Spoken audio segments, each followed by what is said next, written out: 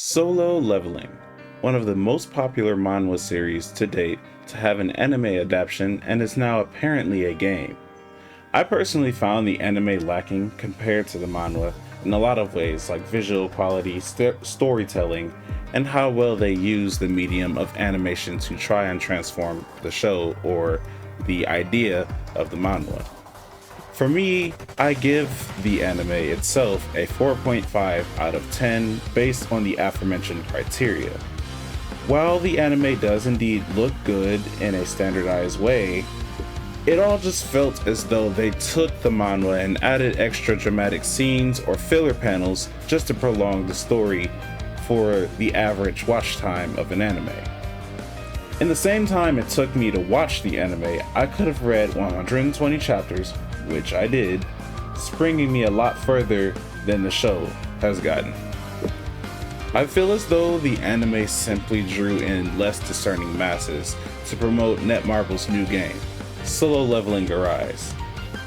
But before diving into that, I also want to give an honorable mention to the voice actors for the show. If there's anything they did really well in that show, it was the voice acting and some of the animation sequences. I really enjoyed Sun Woo's portrayal, but if I were to improve the show, I would have completely focused on Sun Jin Woo's perspective with the exception of a few characters. They could have used this opportunity to have us learn more about the systems that he uses for his leveling journey and create a coherent but unique moments for Sun Jin Woo to further enhance his story. The excess cutaways work in the manhwa, but did not translate well in the anime. So I would just take those out and add scenes of Sun Jin Woo thinking of his father and his mother before his life got to where it was, and the aforementioned changes I mentioned I'd make before.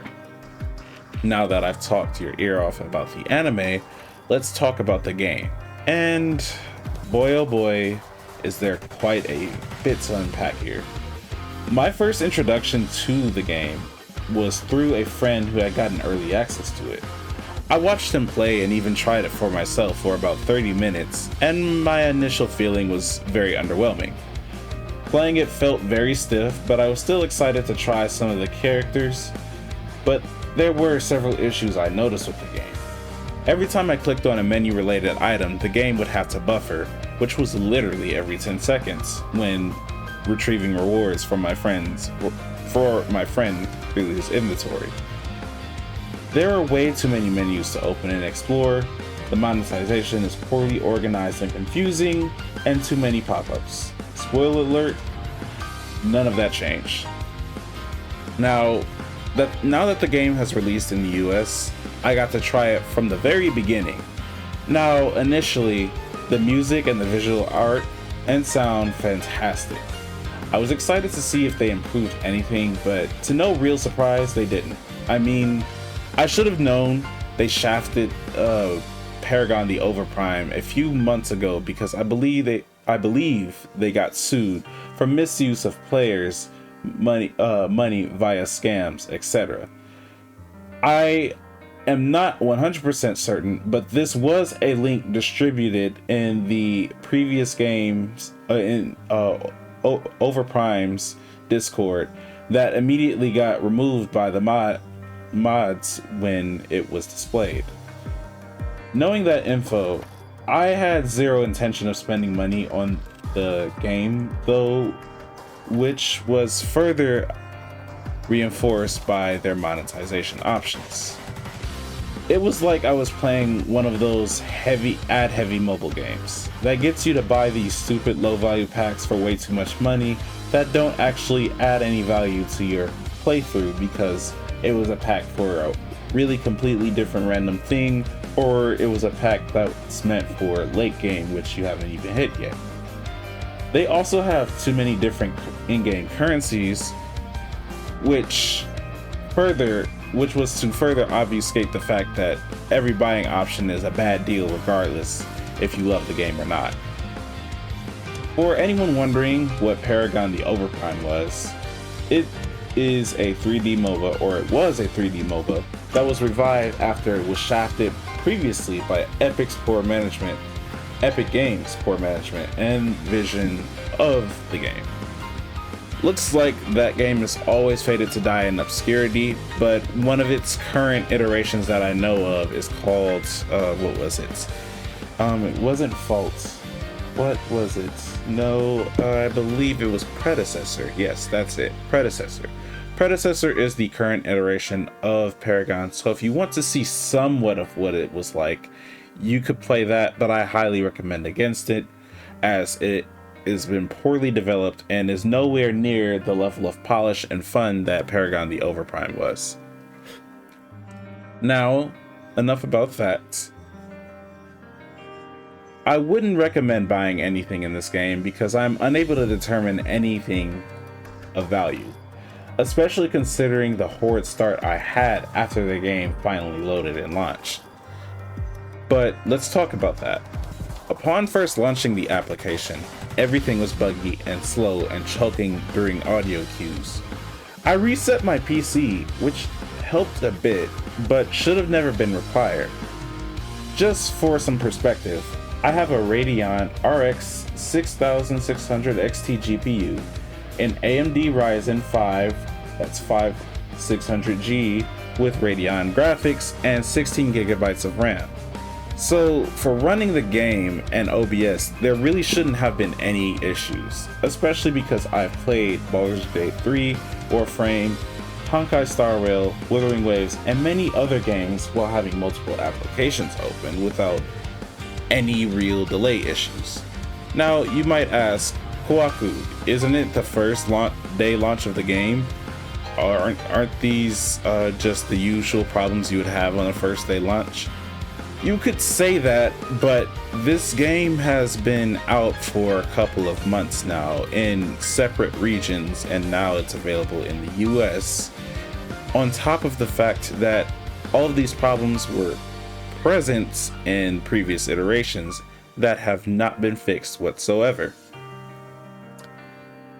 So, with that being said, you now know my discontent with the game so far. And that's only the beginning.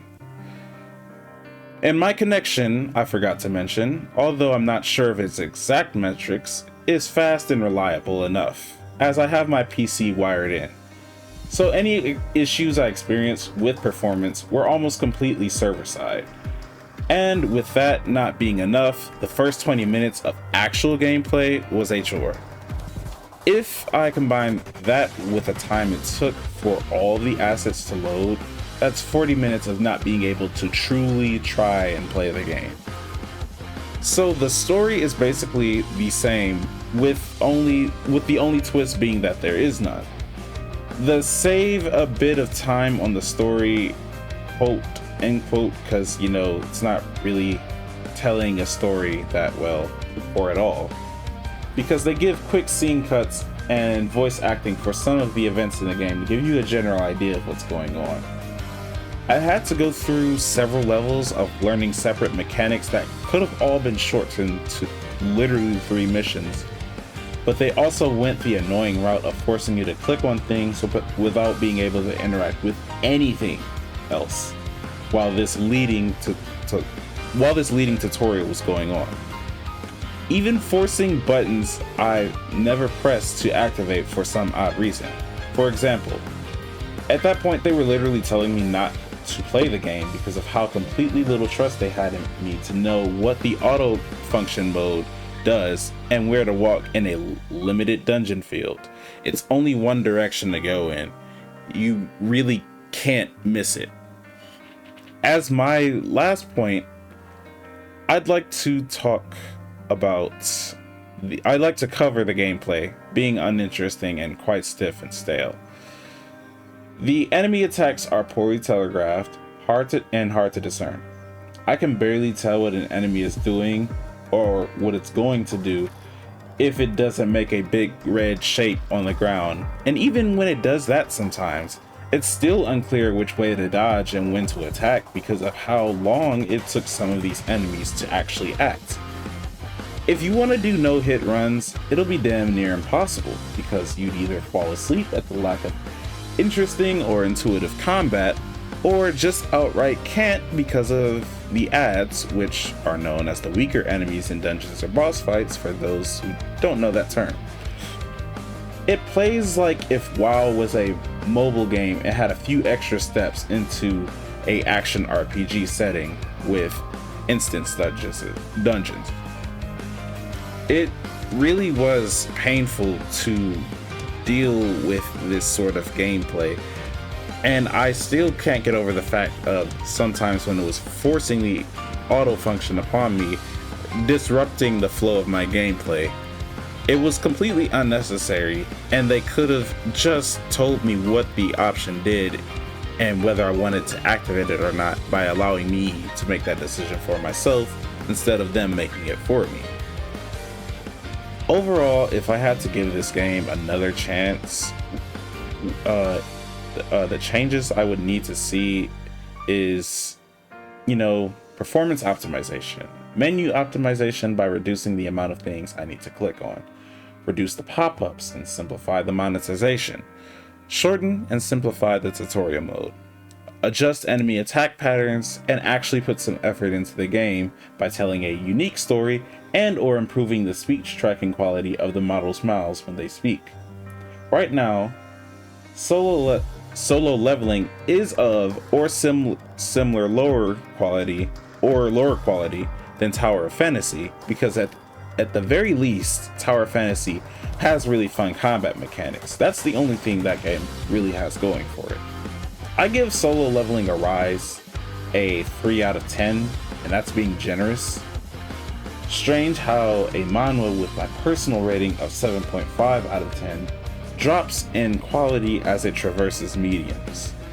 That sort of thing where there is less or no modicum of passion put into a project.